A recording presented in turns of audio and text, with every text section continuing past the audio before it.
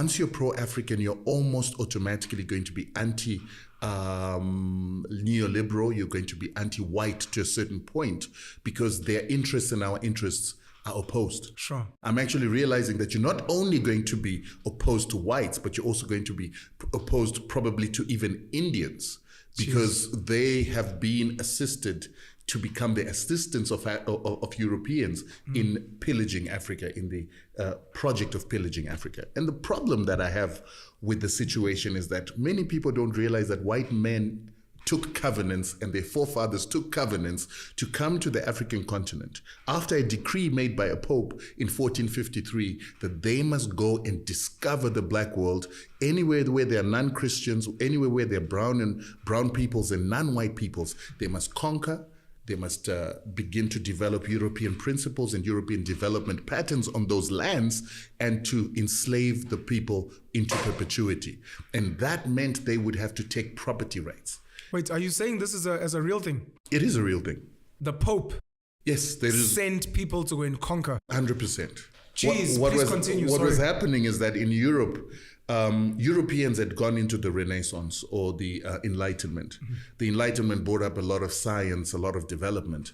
But that lots of development began to mean that they were consuming resources at a faster pace than they could replenish them. They were also beginning to destroy the environment, pollute water bodies, pollute the land, pollute the air.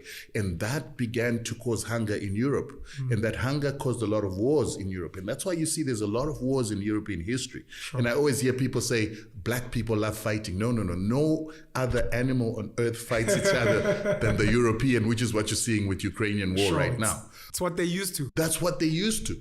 And when they began to kill each other, there was this forward thinking that was coming from the church, which they were trying to escape from, by the way, when they went into the Enlightenment. Yeah. And the Pope then decided that, listen here, we are not going to sustain this race if we keep fighting each other. We're actually going to eliminate ourselves. And this is something a guy called Lothrop Studdard wrote a lot about, that Europeans, a guy called Lothrop Studdard. Lothrop Studdard. What he is he's one of the biggest preachers of white supremacy. And he says that there was a point where Europeans actually were 33% of the global population. Sure. But they reduced from that amount to about 17% because of fighting each other and killing each other in the Great Wars. So what the Pope said in 1453 already, 1453, 1454, guys, we're not going to make it. We are going to die. We're going to become extinct by fighting each other, by diseases, by sicknesses, by pollution, and by the depletion of resources. So we need to spread out. And you need to go anywhere where there are non-whites. You need to go anywhere where there are non-Christians, and then you need to settle there so that we can spread our nation out. Sure. Hence, they began to move from the European continent. The migration that we're arguing about in Africa right now was caused by this great migration from Europe, where they had to go and find new lands, and they had to settle those new lands. Sure. And what I always say to South Africans is this. You're told that Jan van Riebeeck is the first person to come and settle in 1652. No, it's not true. It was actually the Portuguese in 1485. Bartholomew Diaz landed in Cape Town. He tried to discover Cape Town in line with this decree that was given by the Pope, and the Khoisan fought him. They fought him on 3 occasions. Sure. The first occasion was Bartholomew Diaz, the second occasion was Vasco da Gama, and the last time... Vasco was also Portuguese. Vasco was also Portuguese. Sure. And the last time was in 1509 when they defeated de Almeida, another Portuguese coming from conquering India. They came back and they said, let's finish what Bartholomew failed to finish. Sure. Got there, the Khoisan remembered these guys. And part of the European law was that when you discover a piece of land, you put a cross, which was called a padrao. And once you've established your padrao, you need to then make sure that you begin to build European settlements in the area. They tried to put a padrao when they landed there with de Almeida, who was a military man coming from conquering India. And they had a fight with the Khoisan. De Almeida was killed in that war, together with a number of other men. They left and never tried to settle South Africa again because they got defeated. Let's shout out to the Khoisan, by the way. Shout out to the Khoisan, but this is where it gets interesting. So the Khoisan defeat the Portuguese, 1509. Then by 1590, we begin to have the next writings on this on white Europeans coming again to Cape Town. This time it was the VOC, which is the Dutch East India Company, but it was in cahoots with the East India Company of England. They landed in 1592, and they began to trade with the Khoisan. What we hear is that between this period, 1592 and 1652, 2,200 ships landed at Cape Town, and they were trading and refilling at Cape Town. We understand that the Dutch, the English, and others had begun to leave their people in the colony of Cape Town, where they were buying and trading with the Khoisan, the Xhosas, and some Zulu people who had migrated to that area. They were trading. They left ambassadors. They left seeds. They left fruits so that they could come and refill. They were taking cows. They were taking sheep. They were taking goats from this area and using that to victual their ship or to supply their ships. I guess it's shout out to the guys who came with a different model, because I'm guessing the Khoisan probably were resistant. But someone there was like, no, we're actually here to trade with you guys. And they tried a different model to begin getting people to even at the beginning, the first landing with Bartholomew Diaz. In his books, he writes about the fact that there were dark-skinned people on shore. And they were light-skinned dark people on shore.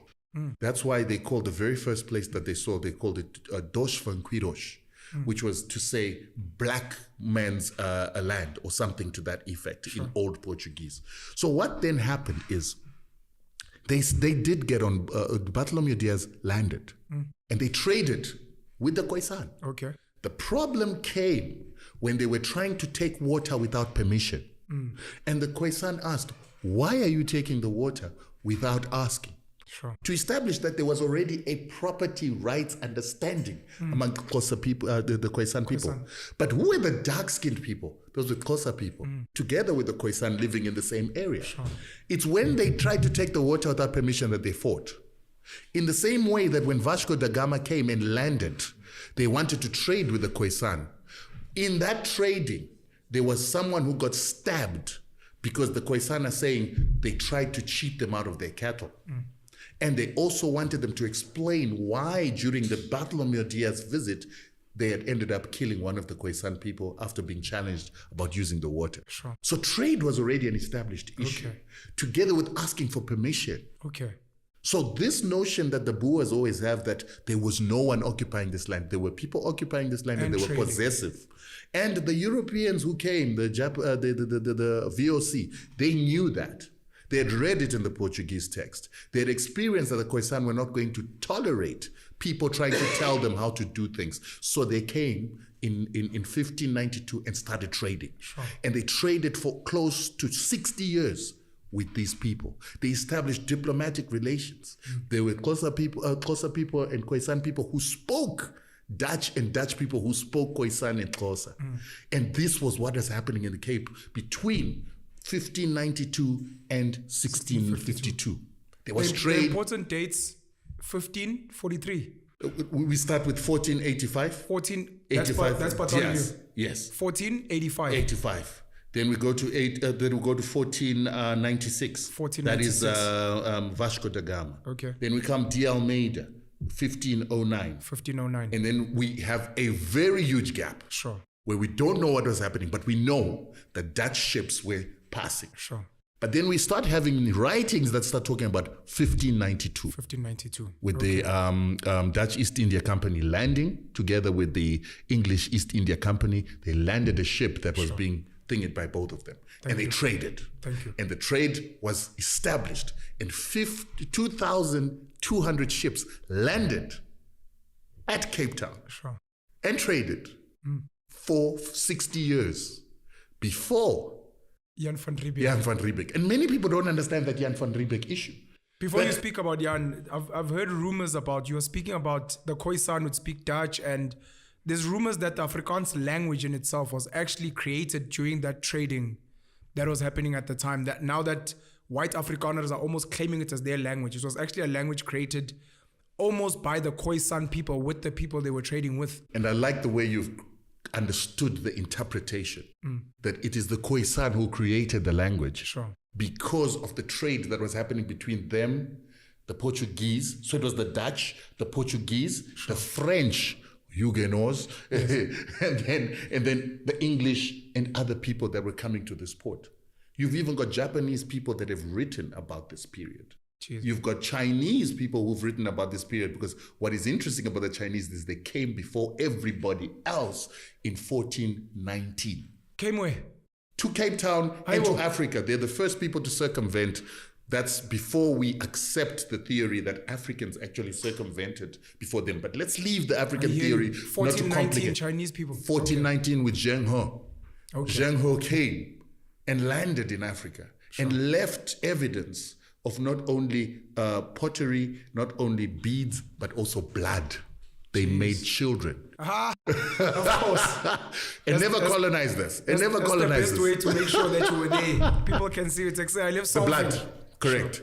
Sure. So. Jan van Riebeeck, sorry. Yeah. So Jan van Riebeeck comes in as if they just came for the first time in 1652. And he was Dutch. Yeah. They didn't come for the first time. There was an established settlement and an established relationship of trade between the nations. And there was a clear understanding of property rights between these people who've been trading with each other for 60 years. If we want to take it to the 1485, then we know that it's about 200 years. Sure. Problem came in the aspect that the Dutch were having to trade and give wealth to black people. There were rich black land barons who had developed. There were rich black traders who had developed. Exactly what happened in Nigeria or Jaja of Opobo. And that didn't sit well. Sorry, please say that again. In Nigeria? In Nigeria, we've got a similar story with an oil baron, or the first oil baron or billionaire in oil, who was called Jaja of Opobo. Jaja of Opobo. Who used to sell palm oil. Okay. So they were now paying Khoisan people rentals. They were paying Khoisan people for supply of the fruits, of the grain, of the meat, everything, and water. They had to buy water. The Khoisan were basically the first rich. These guys were merchants and they were wealthy. Jeez. So the notion that we as black people don't know how to trade and do business, or we need BEE today, is actually not founded on correct principles. Yeah. We need factors of production that the Khoisan used to make themselves multimillionaires. Sure. That is what made the Dutch uncomfortable, because the Dutch East India Company was not making as much money as it could, because it spent a lot of money re-victualling their ships or resupplying their ships here in South Africa, because you could not make a trip directly without stopping supplying. Now imagine what you need to supply a ship that has to be on sea for 6 months. Yeah. You got to give it a lot of things. Of course. So prostitutes were there. There were hotels there. Sure. There was everything, and it was controlled mainly by the landowners. And who was the landowners? It was the Khoisan. And the Khoisan had shown resistance to colonialism. But this time, they were placated into comfort and trust. They've been having this relationship with these Dutch people and the English people and everybody else who was landing, including Americans. And so there was nothing to fear. These were beneficiaries. These were comrades. These were partners. They got comfortable. They got comfortable. And on this day, 3 ships came, and those ships did not come to victual or to supply. They came with soldiers. Soldiers who the Khoisan didn't think about, didn't worry about, didn't even consider.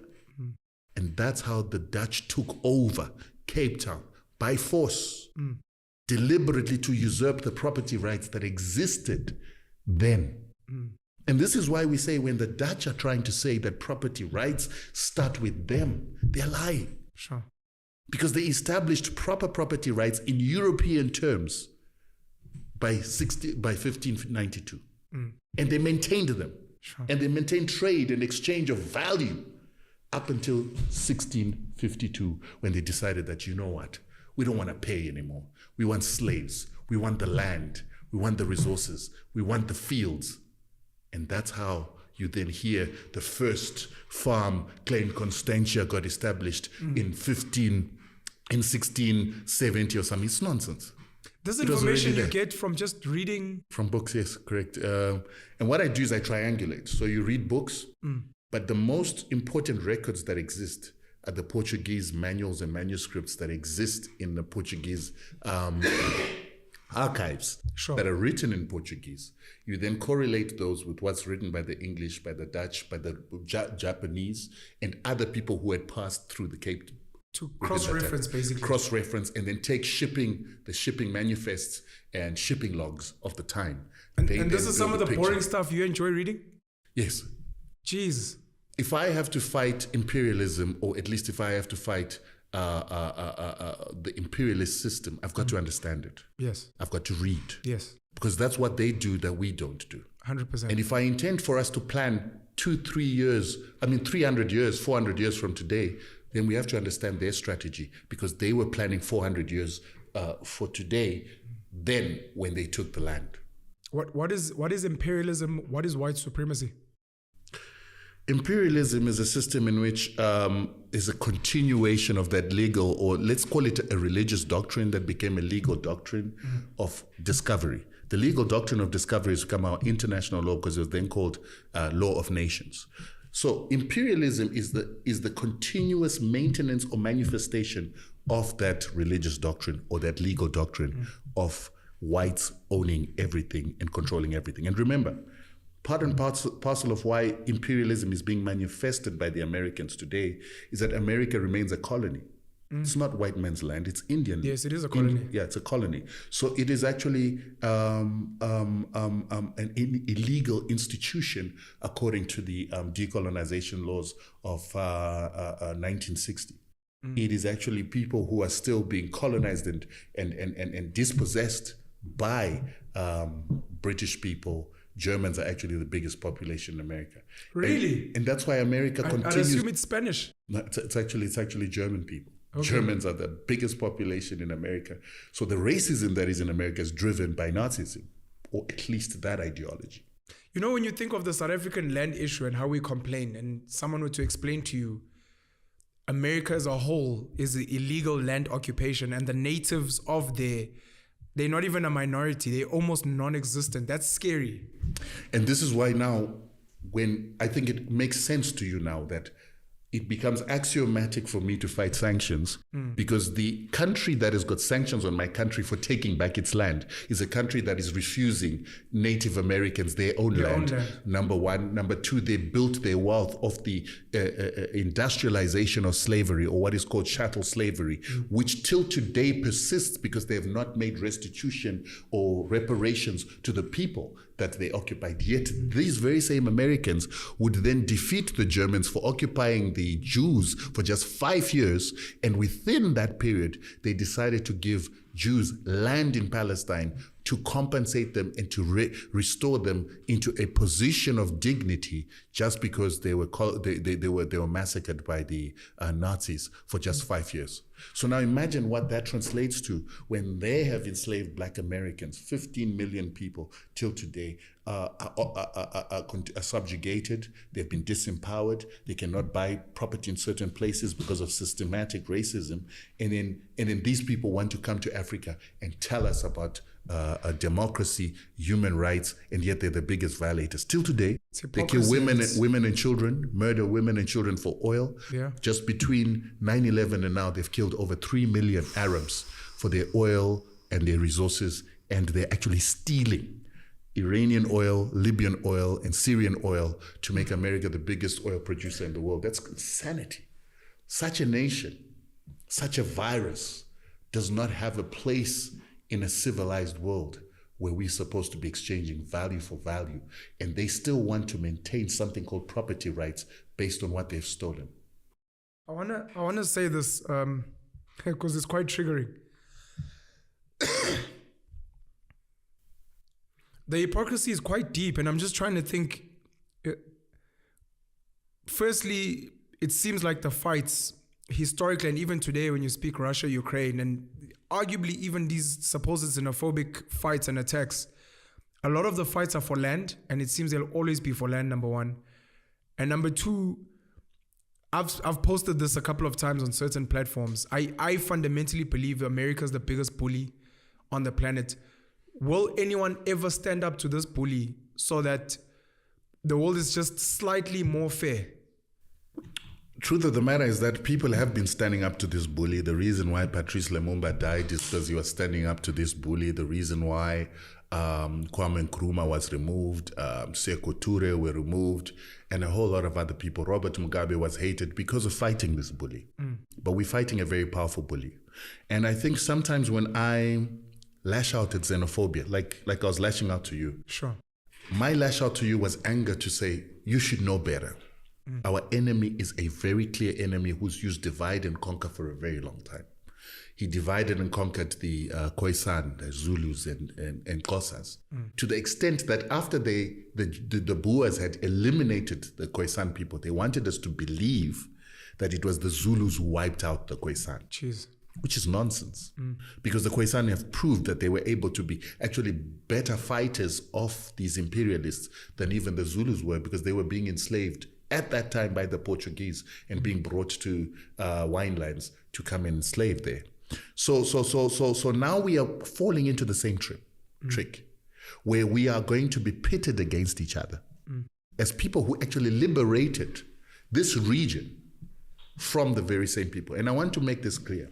You must understand that Southern Africa is one of the only regions in Africa that collectively defeated imperialism through the gun, including the Boers. There's always been this notion that you guys negotiated your independence. No, you did not negotiate your independence. The Boers were defeated in what we call the border wars. They went into Africa. While they were killing people here, they were also killing people in Southern Africa, in Angola, in Namibia, in Zimbabwe, and in Mozambique, to try and destabilize those countries so that they wouldn't join you or they wouldn't join your liberation forces to actually fight the Boers on South African land. When the Boers got defeated in Mozambique, in Zimbabwe, Angola, and Namibia, they retreated. Because they had a lot of their machinery was destroyed, a lot of their military equipment was destroyed, they had lost a lot of lives, but they were under sanctions. So when they came back to South Africa, they didn't have a means to rejuvenate their army to fight an onslaught by SADC countries on South African soil. So eventually, like the Rhodesians that have been defeated, that have been pushed off and would have had to leave. So the Americans were very quick to say, whoa, hold on. You've lost this war. And you're not going to win this war. So you need to negotiate. And when you negotiate, you need to divide and conquer. Sure. Negotiate only with the ANC. And when you negotiate only with the ANC, you need to take the icons of the ANC and give them the best that you can. Shares in white companies, shares in apartheid banks, shares in apartheid institutions that had dispossessed the South African people. And that way they will create policies and laws that will then protect your continuation of ownership of the same property rights that Jan van Riebeeck took by force. So this is what happened. And that's why you saw then, people say Mangosuthu Buthelezi was fighting other black people because he was trying to protect white interests. Mangosuthu Buthelezi had refused to be co-opted into the Bantustan system that would have legitimized the apartheid government in what would have been called the constellation of Southern African states, which would have included the Bantustans and the SADC countries, and they would have all formed a United Nations or United States in which the apartheid government would lead, but it would be legitimized as a state of separate development because all other African countries, other Southern African countries have accepted that. Mangosuthu Buthelezi refused that. Are you saying he was a good guy? SADC countries refused that. And the reason why Mangosuthu refused is he said, we need you to get all our comrades that are in prison out, then we negotiate the way forward for South Africa as one nation. We don't want this Matanzima, what you call it, and who is our guy, Mangope, separate development type of arrangement. Sure. Are you saying Mangosuthu was a good guy that was trying to unite? He had his problems. He had his problems. He was compromised in his own ways like every other human being. Generally, he had a good vision of saying no negotiation for South African peace or South African independence can happen with me alone without the fighters in prison. Now imagine, who was in prison? Who was in exile? It was the ANC. It was the PAC and their fighting wings. So this notion that the ANC then came back and said, we are the liberators and therefore we are going to negotiate on our own, was doing exactly what it is that Mangosuthu Buthelezi refused to do. So this is why you see that he began to fight back. Because then the very same whites who had refused to create a legitimization of the Bantustan system then went and partnered with him to say, let's destabilize the country accordingly. And that's why you started having the fights with Inkatha and so forth and so on. But for me, the very first sellout was the ANC.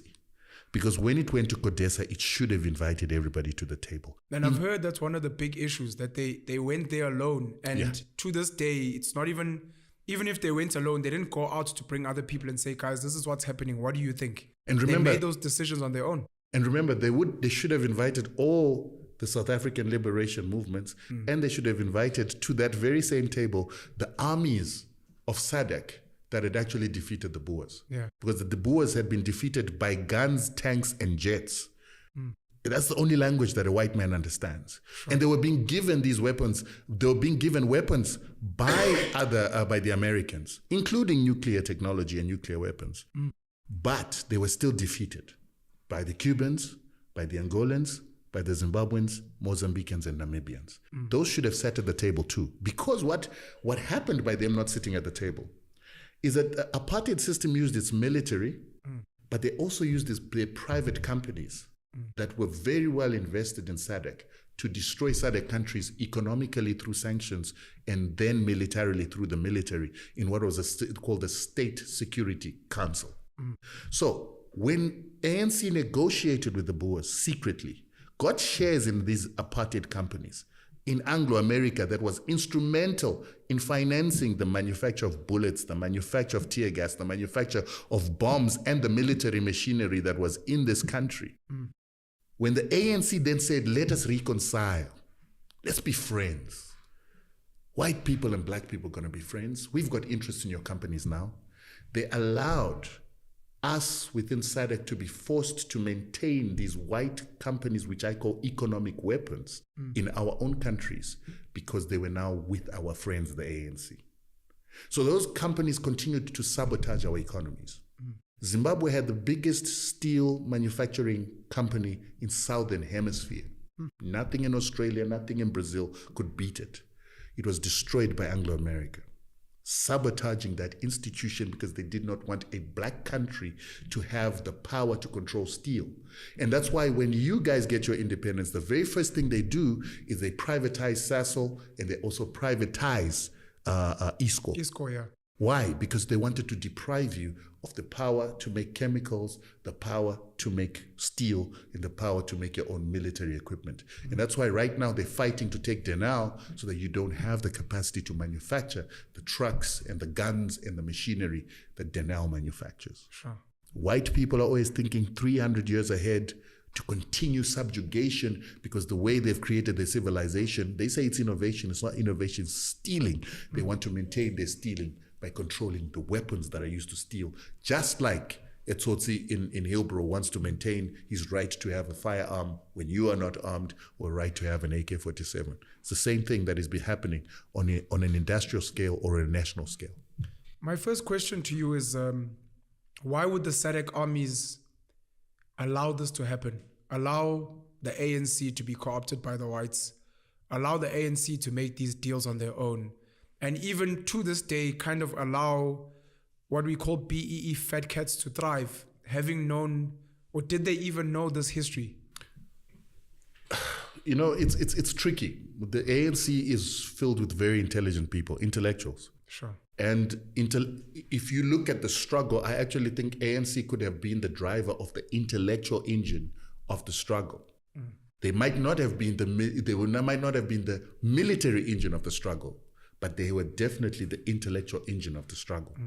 But many people say that they were the intellectual engine to a certain extent because then we have PAC coming in with Subukwe taking it to another level, together with people like Biko, with black consciousness and real fight for transformation. That also goes hand in hand with African countries starting to fight for their independence in the 1960s with the ideologies of Kwame Nkrumah. So the ANC takes it to a certain point and then they stop, and then other people take it forward where the intellectualism now needs to be mixed with the militarism. So we believe that by the time we get to independence, you've got a people who are intellectual enough to have wanted to emancipate blackness, not by defeating white supremacy, but by being part and parcel of white supremacy. That is why the ANC has always kept up the intellectual fight and not turned it into the militarization of that intellectualism.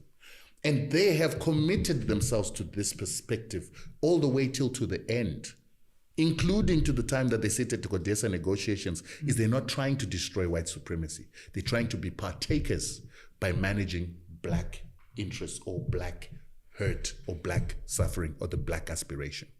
So when they get to CODESA, they're not trying to destroy white supremacy. They're trying to be part and parcel of white supremacy and to be the management of the of the blacks.